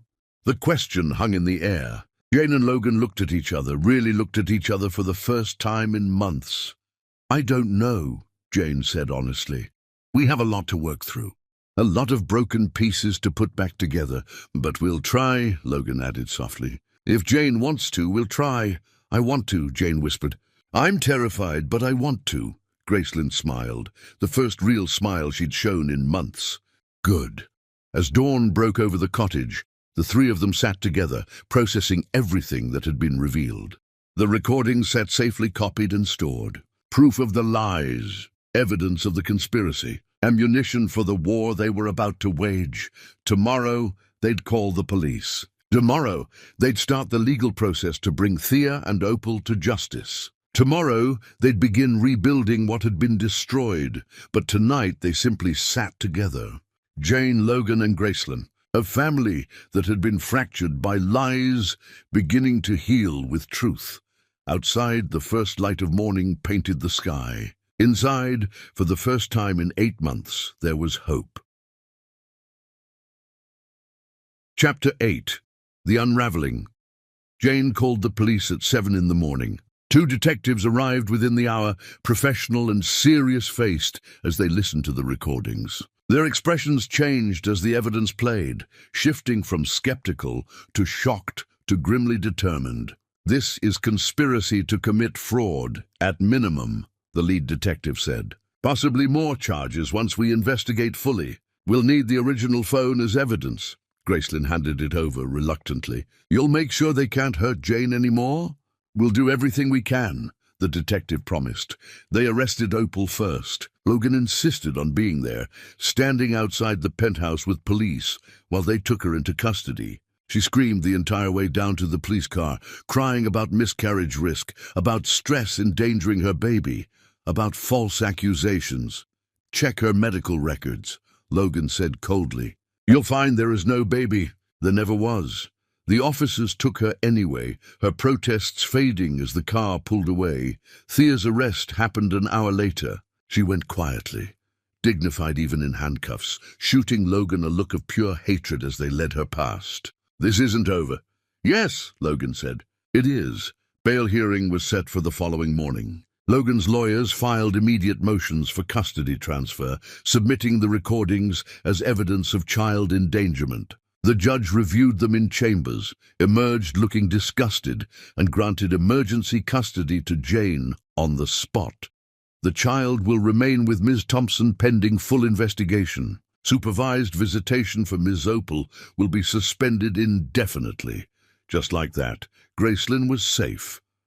But the aftermath was complicated. A friend of Logan's who did basic accounting volunteered to review Thea's finances, working nights after his regular job. It took months of painstaking work, sifting through documents Jane had saved from her father's papers, cross-referencing bank statements she'd managed to obtain.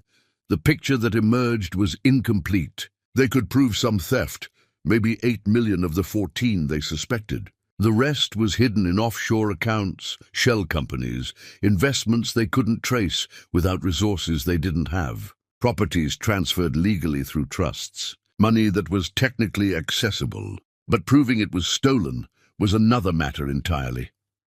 Criminal.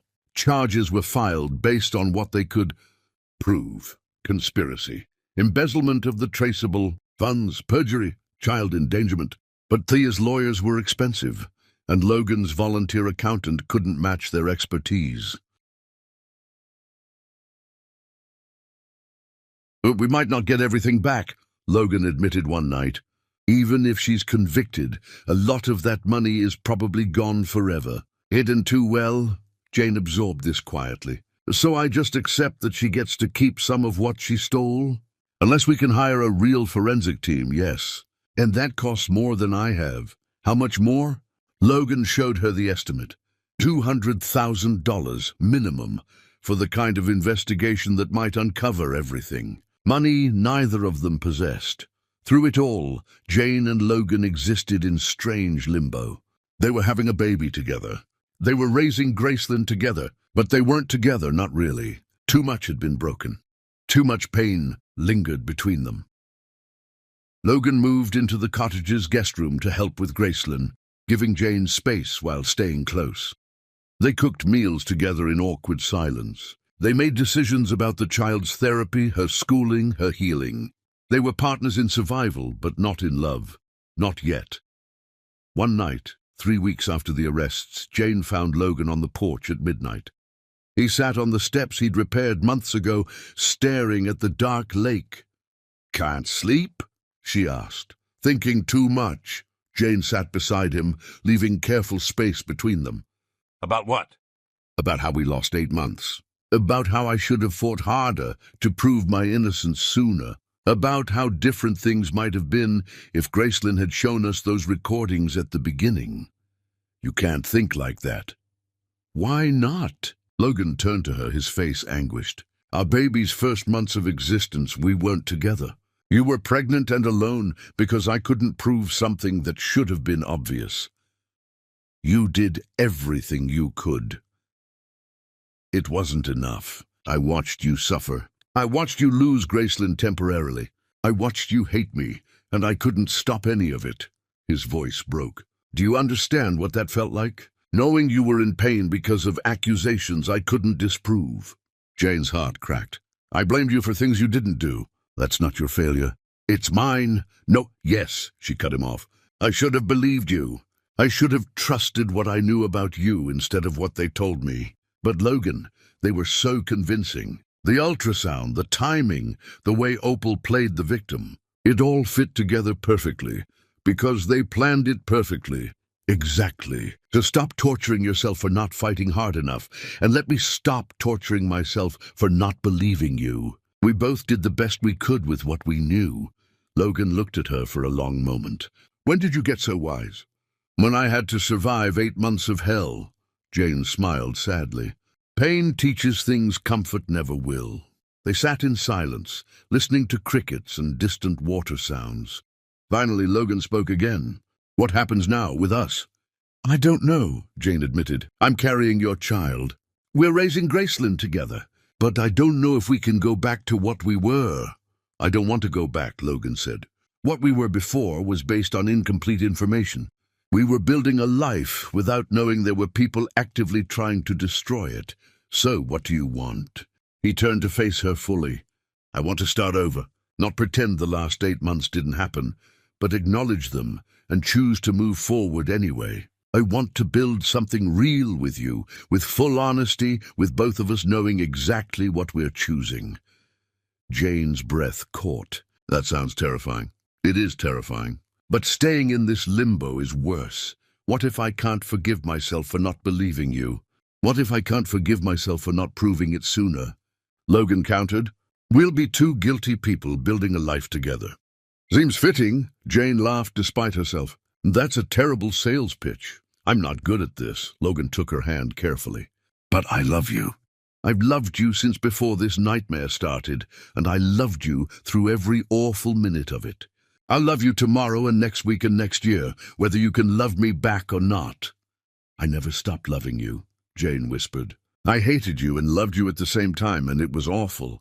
So what do we do about it? Jane looked at their joined hands, at this man who'd fixed her porch and brought her groceries and refused to leave even when she screamed at him to go. We try slowly. We take it one day at a time and see if we can rebuild what they destroyed. I can do slow. Can you? You're not exactly patient. I waited 8 months, Logan pointed out. I can wait as long as you need.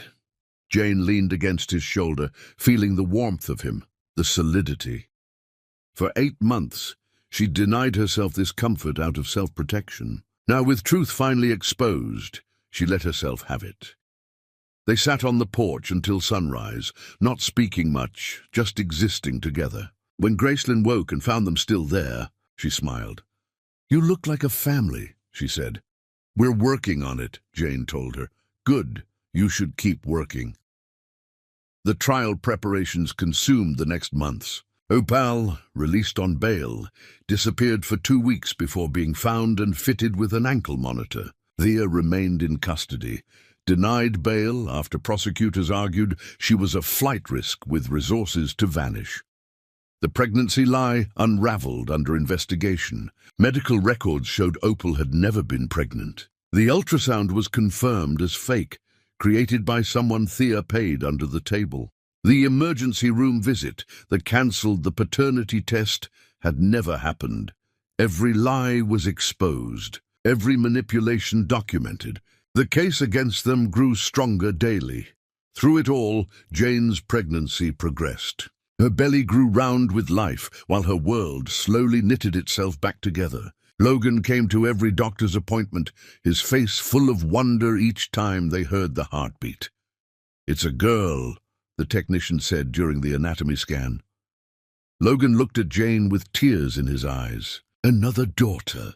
Another chance to do things right," Jane agreed. They didn't talk about marriage, didn't make grand plans. They just lived each day, learning to trust again, learning to be partners again. Some days were easy. Some days, Jane woke up angry at everything they'd lost and took it out on Logan, who weathered her storms with patience. "I hate that we can't get those months back," she said one night after a particularly bad day. "So do I. I hate that our baby's first 8 months of life happened during the worst time possible." "Ah, baby survived it," Logan said. "She's strong because you're strong. How do you always know what to say?" "I don't. I just say what's true." 4 months after the arrests, sitting in the cottage that had become their home, Logan asked the question Jane had been waiting for. "Will you marry me?" Jane looked at him, at this man who'd fought for her when she couldn't fight for herself. "Ask me again after the trial." "Why?" "Because I need to watch them face justice first. I need to see this story end before I can start a new one."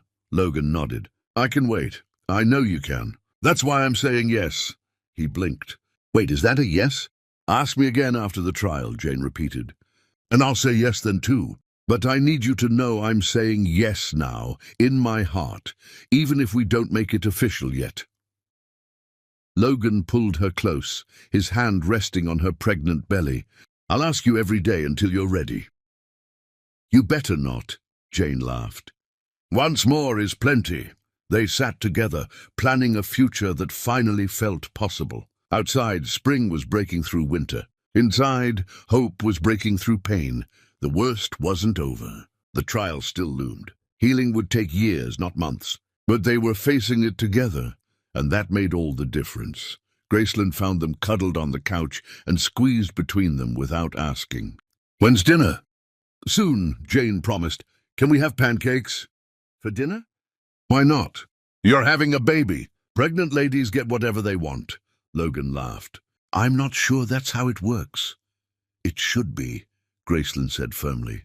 So they made pancakes for dinner, the 3 of them working together in the small kitchen. Flour got everywhere.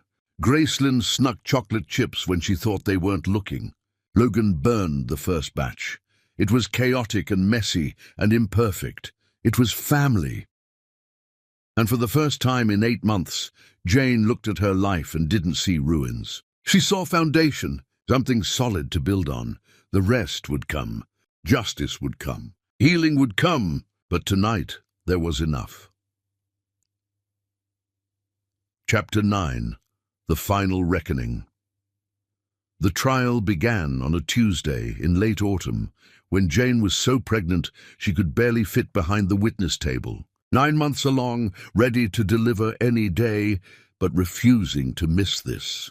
She'd waited too long to watch justice finally arrive. The courtroom was packed with media, spectators, people who'd followed the case and wanted to see the conclusion.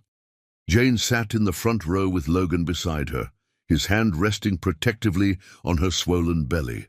Gracelyn stayed home with Logan's sister, spared from witnessing what would unfold today. Thea entered in prison orange, her hair still perfect despite incarceration, her face arranged in an expression of wounded dignity. She didn't look at Jane, didn't acknowledge her existence, as though ignoring her stepdaughter might somehow make this all disappear.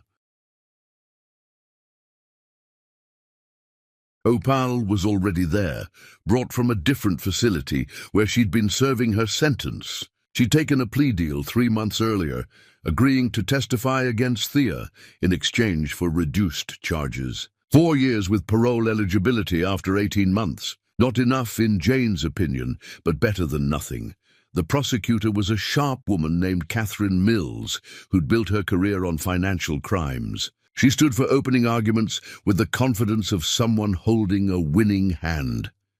Your Honor, ladies and gentlemen of the jury, this case is about systematic, calculated destruction of a young woman's life for financial gain. Thea Thompson married Jane's father and immediately began siphoning his wealth. When he died, she continued stealing from Jane's inheritance while posing as a caring stepmother. When Jane became engaged, threatening Thea's control, she orchestrated an elaborate hoax to destroy that relationship and drive Jane into isolation.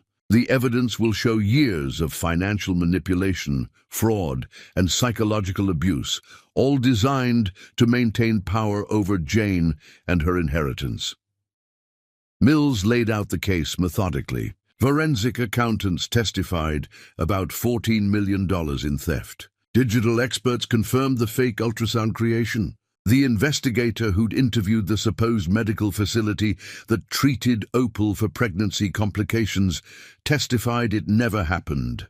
Then came the recordings, played in full for the jury. Gracelyn's small phone speaker magnified through the courtroom sound system, broadcasting Thea and Opal's voices planning Jane's destruction with casual cruelty. Jane watched the jury's faces change as they listened. Shock, disgust, horror.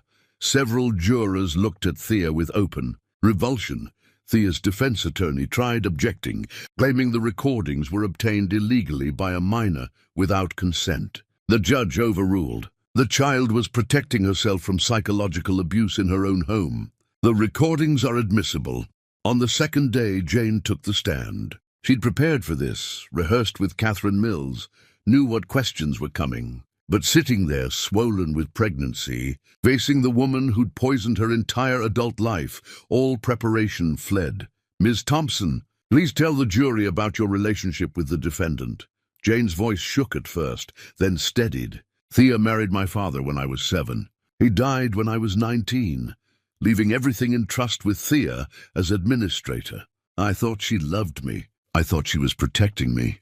I didn't realize until recently that she'd been stealing from me for years while making me financially dependent on her approval. When did you become aware of the theft? After my wedding was destroyed. After I'd lost everything and found my father's cottage. He'd left letters warning me about her, but I never saw them until I had nowhere else to go. Catherine walked her through the timeline. The engagement, the wedding planning, the interruption, the custody battle, the recordings. Every awful moment laid bare for the jury to witness. Thea's attorney cross-examined aggressively. Ms. Thompson, isn't it true you violently attacked Ms. Opal at your wedding? I grabbed her after she lied about being pregnant with my fiancé's child. You grabbed her, or you attacked her? I was defending myself against a lie designed to destroy my life. That sounds like justification for violence. That sounds like a natural response to psychological warfare, Jane shot back. She fabricated a pregnancy, created fake medical documents, and announced it at my wedding specifically to cause maximum damage. If I'd done nothing, you'd be calling me weak. I did something, and you're calling me violent. There's no winning with people like you. The attorney's face darkened. People like me. People who twist every action to fit a narrative, just like Thea taught you to do. The judge sustained an objection, but Jane saw several jurors nodding. They understood what she was saying. The cross-examination continued for hours. Jane's back ached, Her feet were swollen. The baby pressed against her ribs, making it hard to breathe. But she answered every question, refused to be intimidated, held her ground. When she finally stepped down, Logan was there to help her to her seat. "You were incredible," he whispered. "I was angry. You were honest." "That's better." On the third day, Opal testified via video from prison. She looked smaller than Jane remembered, diminished by incarceration and guilt. Her voice was quiet as she confirmed everything.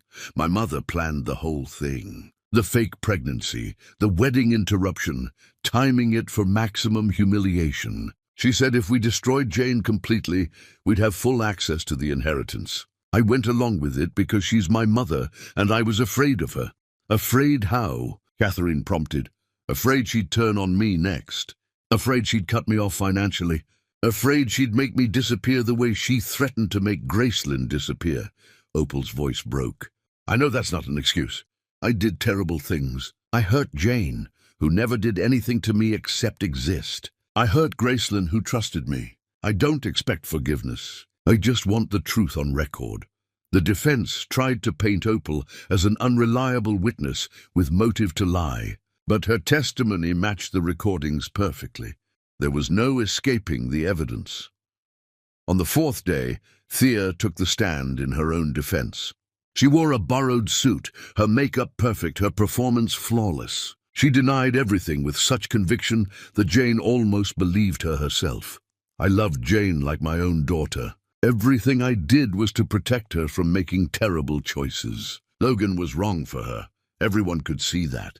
Yes, I controlled her finances, but only because her father asked me to. The trust was structured to keep her safe until she matured." "What about the recordings?" Catherine asked on cross-examination.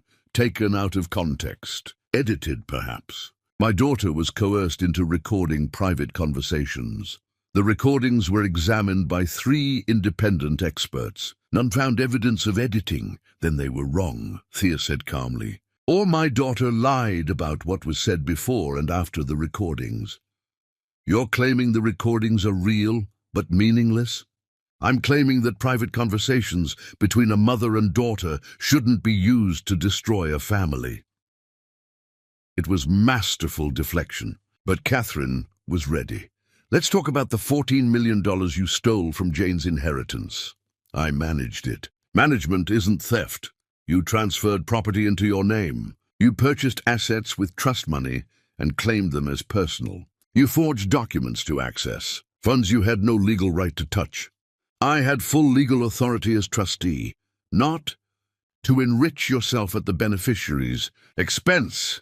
Catherine produced document after document, each one showing clear theft. "Explain this property purchased with trust funds, but deeded solely to you." Thea's mask finally cracked. Just for a moment, Jane saw rage flash across her face before she smoothed it away. "That was a mistake. Paperwork error. 27 paperwork errors. All in your favor?" Silence. "Answer the question, Mrs. Thompson. More silence." Thea's attorney objected, but the damage was done. The jury had seen her caught. On the 5th day, during closing arguments, Jane felt the first contraction. She gripped Logan's hand, breathing through it, refusing to leave until this was finished. But her body had other plans. Halfway through Catherine's summary, Jane's water broke. Clear fluid pooling beneath her chair, impossible to hide. The entire courtroom noticed simultaneously. "Your Honor," Catherine said quickly, "I request a brief recess." But Jane stood before the judge could respond. One hand on Logan's arm, the other on her massive belly. "No, finish, please." Catherine looked at her with concern. Logan whispered urgently, "Jane, we need to go. Now." "Not until this is done." Jane's voice carried across the silent courtroom. "I've waited too long. I'm not leaving until the jury gets this case." The judge looked torn between procedure and common sense. "Finally, make it quick, Ms. Mills." Catherine raced through the rest of her closing, hitting every key point in record time. The defense attorney waived his right to further argument, probably wisely. The judge charged the jury, and they were dismissed to deliberate. "Now," Logan said firmly, "we're going to the hospital." The contractions were 5 minutes apart by the time they reached the emergency room. Jane was admitted immediately, her labor progressing fast. Logan stayed beside her through every contraction, every push, every agonizing moment. 6 hours later, their daughter was born. Tiny, perfect, with Logan's eyes and Jane's stubborn chin. They named her Claire, after Jane's mother. Jane held her newborn daughter and wept, for joy, for relief, for the sheer miracle of life emerging from so much death and destruction. Claire had survived everything, had grown in Jane's body during the worst months of her life, and emerged healthy anyway. She's strong, Logan said, tears streaming down his face. Just like her mother. She's ours, Jane whispered. Finally, something that's completely ours. The jury reached a verdict 36 hours later. Jane was still in the hospital, but she insisted on being present. Against doctor's orders, she checked herself out, Logan carrying Claire in a car seat, and they went back to the courthouse. The courtroom was even more packed than before. News had spread about Jane giving birth during trial. The media loved the symbolism. New life born while seeking justice for old wrongs. Thea sat at the defense table, looking smaller somehow, as though the weight had diminished her. She glanced back when Jane entered with Logan and the baby, and for just a second, something like recognition flickered in her eyes. Then it was gone, replaced by cold emptiness, as the jury reached a verdict. The judge asked, "We have, Your Honor. On the charge of conspiracy to commit fraud, how do you find?" "Not guilty." "On the charge of embezzlement?" "Guilty on counts 1 through 4, not guilty on counts 5 through 9. Jane's heart sank. The counts they'd lost were the biggest ones, the offshore accounts, the properties they couldn't fully trace. On the charge of perjury? Guilty. More charges followed. Some guilty, some not guilty. The jury believed the recordings, believed Jane's testimony, but without complete financial evidence, they couldn't convict on everything. Reasonable doubt on the complicated money trail. Jane held Claire close, the victory feeling hollow. Justice, yes, but incomplete justice. Sentencing came 2 weeks later. Thea stood to hear her fate without visible emotion. "Mrs. Thompson, you systematically destroyed your stepdaughter's life for personal gain. However, the financial crimes proven represent only a portion of what was alleged. This court sentences you to 12 years in prison, with possibility of parole after 8. 12 years. Not 28, not life. Thea would be out while still in her 60s, still with time to disappear, with whatever money remained hidden." The courtroom erupted in whispers. Catherine Mills looked frustrated. Logan's hand tightened on Jane's. "I'm sorry," he whispered. "I thought we had more." "You did what you could," Jane said, but disappointment sat heavy in her chest. The bailiffs moved to take her away, but Thea turned, looking directly at Jane for the first time since the trial began. "You were always weak," she said, her voice carrying across the courtroom. "Just like your pathetic mother." Jane stood slowly, Claire in her arms, Logan at her side. She walked to the railing separating them, looked Thea in the eyes and smiled. "My mother taught me love. You taught me survival. I chose love. That's why I won and you lost everything." Thea lunged toward her, rage finally breaking through her control. Bailiffs grabbed her, restraining her as she screamed threats and curses. They dragged her backward toward the doors, her voice echoing off the marble walls. Jane didn't flinch. She just held her baby, felt Logan's arm around her, and watched Thea disappear through the doors into a future of concrete and bars. When the courtroom doors closed, cutting off Thea's screams, Jane felt something release inside her chest. A weight she'd carried so long, she'd forgotten it was there. Freedom, not just from Thea, but from fear, from doubt, from the constant weight of manipulation and control. She looked at Logan. He looked back with so much love in his eyes. It hurt. "Ready to go home?" he asked. Jane looked down at Claire, sleeping peacefully despite the chaos around her. Looked at Logan, this man who'd fought beside her through everything. Thought of Gracelyn waiting at the cottage, probably anxious for news. "Yes," she said, "let's go home." Chapter 10. Chosen Family. 1 year later, everything was different but not perfect. The cottage had been partially renovated with the money they could afford. Some rooms were finished, others still showed water damage they'd get to eventually. The porch where Logan had fixed steps now held comfortable chairs purchased second-hand. The garden Jane's father had once tended bloomed again, though more weeds than flowers most days. Money was tight. The inheritance that had been recovered, about 6 million of the original 14, was tied up in ongoing legal proceedings. Appeals, asset recovery attempts, lawyers' fees that never stopped coming. Jane worked part-time from home doing freelance editing. Logan had taken a second job on weekends. Claire was walking now, toddling around on unsteady legs, reaching for everything with determined hands. She had Logan's smile and Jane's fierce independence. Gracelyn adored her, playing the protective big sister, though some days she retreated into herself, the trauma surfacing in nightmares and sudden fears. Therapy helped, but it was expensive. Both individual and family sessions, working through trauma that insurance only partially covered. Some weeks they could barely afford the co-pays. Jane had postponed her own sessions twice this month to ensure Gracelyn could keep going. They fought sometimes. Real fights, not about the past, but about money, about parenting decisions, about Logan's tendency to still try fixing everything himself, and Jane's tendency to push him away when things got hard. They were learning, but learning wasn't linear. The other night, Jane had thrown a plate during an argument about whether they could afford to fix the leaking bathroom pipe themselves or needed a plumber. Logan had walked out and didn't come back until morning. They'd apologized, talked it through, moved forward. But the plate remained broken in the trash, a reminder that healing wasn't a straight line. Opal had been released on parole 2 months ago. She'd called once, asking to see Gracelyn. Jane had said no, but the decision haunted her.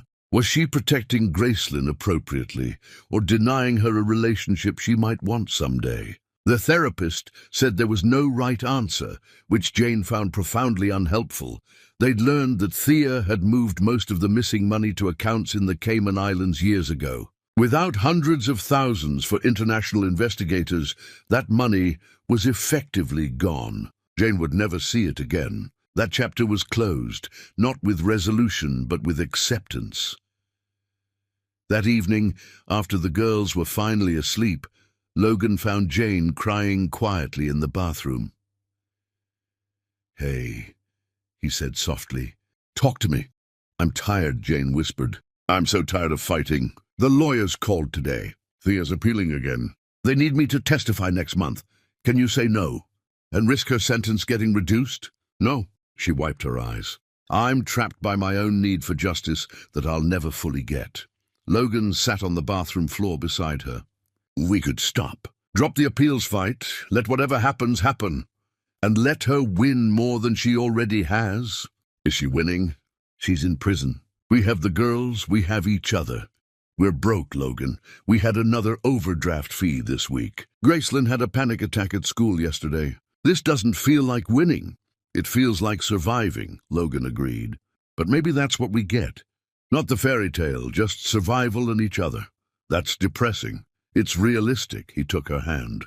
"I love you. I'm committed to this. But I'm also exhausted and scared and not sure I'm doing any of it right." Jane looked at him. This man who'd proven himself over and over but still struggled daily. "I threw a plate at you last week. We're working on it. What if we can't fix this? What if we're too broken? And then we're two broken people raising 2 kids and doing our best. There are worse things." Later, when they'd moved to the dock, Logan asked the question she didn't expect. "Do you regret staying with me?" Jane looked at him, startled. "What? We could have co-parented separately. You didn't have to build a life with someone who reminds you of the worst time in your life." "You don't remind me of the worst time. Thea does. I'm tied to it. Every time you look at me, you remember the wedding, the accusations, the 8 months of hell." Jane couldn't deny it. "Yes, sometimes I look at you and I'm right back in that cathedral. But other times, I look at you and see the man who fixed my porch badly, but kept trying. who slept in his truck outside my cottage, who believed in us when I couldn't. That's not the most romantic reason to stay together. No, but it's honest." They sat in silence. Then Logan said, "I was going to ask you to marry me tonight. I have a ring in my pocket." Jane's heart jumped. "Was? I don't know if I should. Marriage feels like promising everything will be okay, and I can't promise that. We might struggle forever. That's definitely not romantic, but it's honest. So I'm asking differently. Will you marry me, knowing it won't fix anything? Knowing we'll still struggle, still fight? Will you marry me anyway?" Jane looked at him, this imperfect man offering an imperfect life. "That's the worst proposal I've ever heard. It's the only one I've got. When's the wedding?" "Because my answer is yes, but I want it soon before we lose our nerve." Logan stared at her. "You're serious? After everything we've survived, I'm not letting a realistic proposal scare me off." Jane held out her hand. "Put the ring on!" He did, his hands shaking. The ring was simple, probably all he could afford. "I love you," he said, "even though I'm not sure I know how to do this right. I love you too, even though I'm terrified we're making a mistake." They planned it over the next weeks, but nothing went smoothly. The date they wanted wasn't available. The restaurant couldn't accommodate them. Their friend who was going to officiate got sick twice. The morning of the wedding, Jane woke with doubts, screaming. What if this was wrong? What if they were forcing something too broken to work? She almost called it off before Gracelyn appeared in the doorway. "You look pretty," the child said. Jane looked down at her simple dress. "Thank you, sweetheart. Are you going to marry Logan today?" "I think so. I'm scared." Gracelyn climbed onto the bed.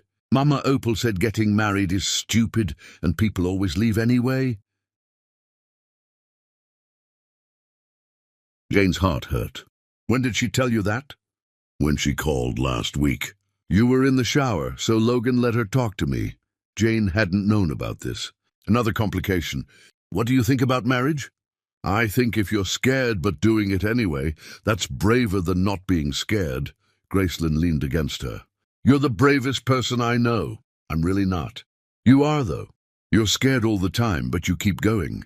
The morning of the wedding, a letter arrived. Thick envelope, prison postmark, Thea's handwriting. Jane held it for a moment, feeling its weight.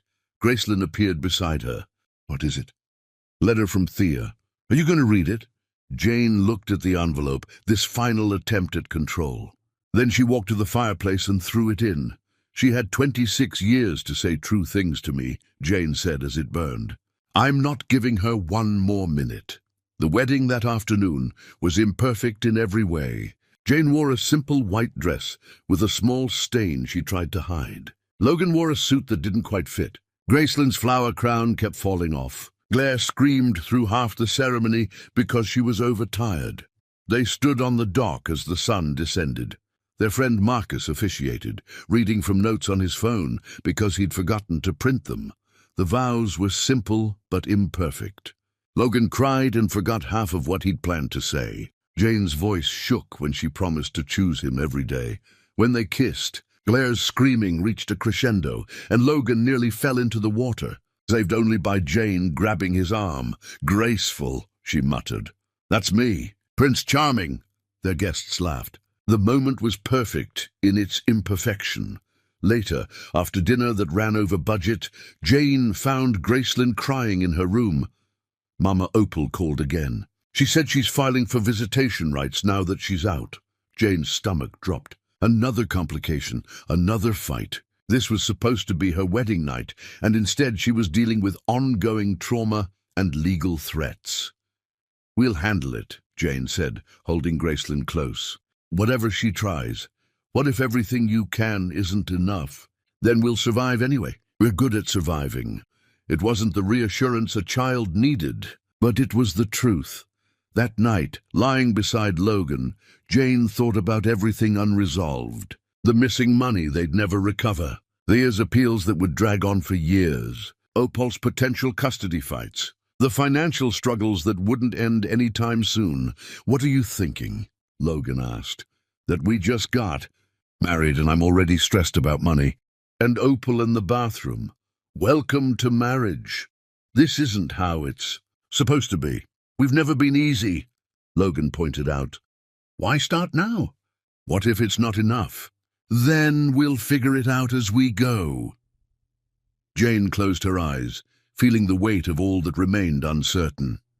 Tomorrow would bring new challenges, but also more days when looking at Logan reminded her of strength, of choosing to keep going when stopping would have been easier.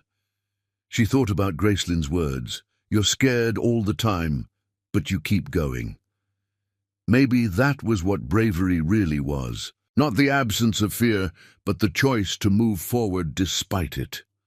"I'm glad we did this," Jane said, "even though I'm terrified." "Me too." Outside, wind rustled through the trees. Inside, their daughters slept. Between them, love that was imperfect and complicated and real.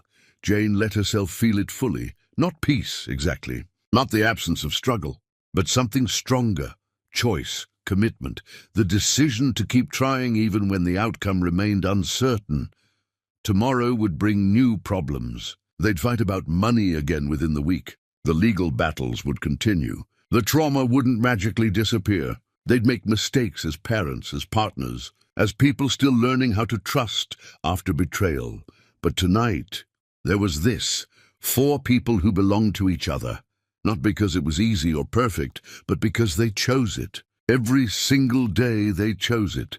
And sometimes, Jane thought, as she drifted towards sleep, choice was the strongest foundation of all. Not love that conquered everything, but love that kept choosing despite everything.